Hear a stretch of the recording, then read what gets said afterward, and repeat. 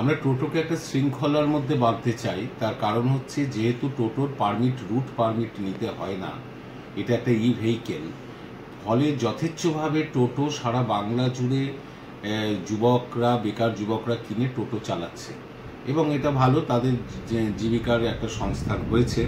কিন্তু সংখ্যাটা এত বেড়ে গেছে, প্রায় 10 লক্ষের উপর টোটো আছে সারা বাংলা জুড়ে, এবং কোথাও কোনো শহরে একটা যানজট তৈরি করছে। সেখান থেকে সাধারণ মানুষ বা অন্য পথচারীরা, অন্য যারা ভেহিকেল চালায়, অ্যাম্বুলেন্স থেকে শুরু করে স্কুল বাস, বিভিন্ন জায়গা থেকে আমাদের কাছে অভিযোগ আসে যে সেই যানজট তৈরি করার ক্ষেত্রে টোটোর একটা বিরাট ভূমিকা এখন আমরা লক্ষ্য করছি। তাই টোটোকে একটা সিস্টেমের মধ্যে আসতে হবে। একজন টোটো চালকেরও জীবন জীবিকা হারাক, এটা আমাদের মুখ্যমন্ত্রী চায় না, আমরা কেউ চাই না। কিন্তু যারা টোটো চালাচ্ছেন তারা একটা সিস্টেমের মধ্যে দিয়ে চালালে যানজট এলাকাগুলোকে যানজট মুক্ত রাখার একটা পদ্ধতি আমাদের তৈরি করা হচ্ছে, এবং এক্ষেত্রে পুলিশ প্রশাসন, মিউনিসিপ্যালিটি, পঞ্চায়েত সমিতি সকলকে নিয়েই বিষয়টা একটা সিস্টেম হবে, লোকাল সিস্টেম হবে। কিন্তু এর মধ্যে আমরা পরিবহন দপ্তরের পক্ষ থেকে যেটা করছি সেটা হচ্ছে যত টোটো চালক আছে তাদের একটা রেজিস্ট্রেশন করানোর একটা উদ্যোগ আমরা নিচ্ছি। সেই অনুযায়ী কাজ হচ্ছে যে যারা টোটো চালক আছেন প্রত্যেকেই একটা রেজিস্ট্রেশন সার্টিফিকেট পাবেন, সেই ব্যবস্থাটা করা হবে। তারপর তাদের সিস্টেমের মধ্যে ফেলা হবে। কিন্তু টোটো চালক প্রত্যেকেই টোটো চালাবেন, সেটা নিয়ে কোনো সন্দেহ নেই। রুট নিয়ে কোনো রকম কোনো চিন্তা ভাবনা আছে? না, রুট হয় না, টোটোর কোনো রুট হয় না।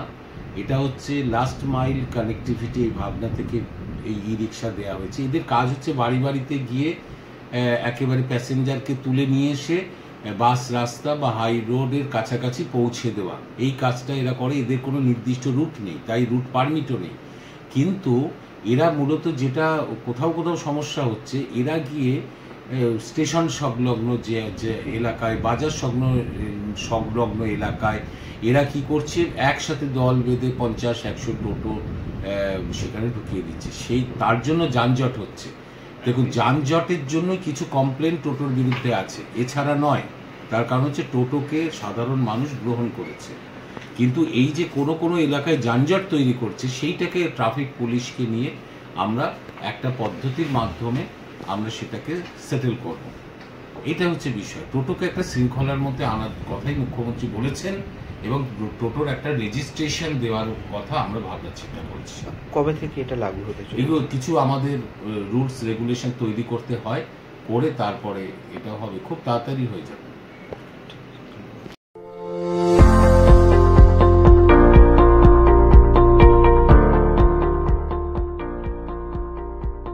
মেডিওয়ালের পক্ষ থেকে সকলকে জানাই সাধারণ আমন্ত্রণ। অর্থোপেডিক সার্জিক্যাল রেঞ্জে টোটাল রেঞ্জই পাওয়া যায়, যেমন hospital bed, oxygen concentrator, CPAP, BiPAP, তারপর orthopedic wheelchair, crutch, LS belt, total রেঞ্জই পাওয়া যায় আমার এখানে।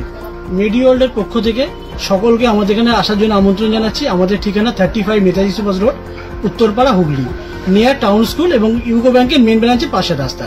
এবং আমাদের আরেকটি ব্রাঞ্চ আছে, সেটা বালিবাজারে।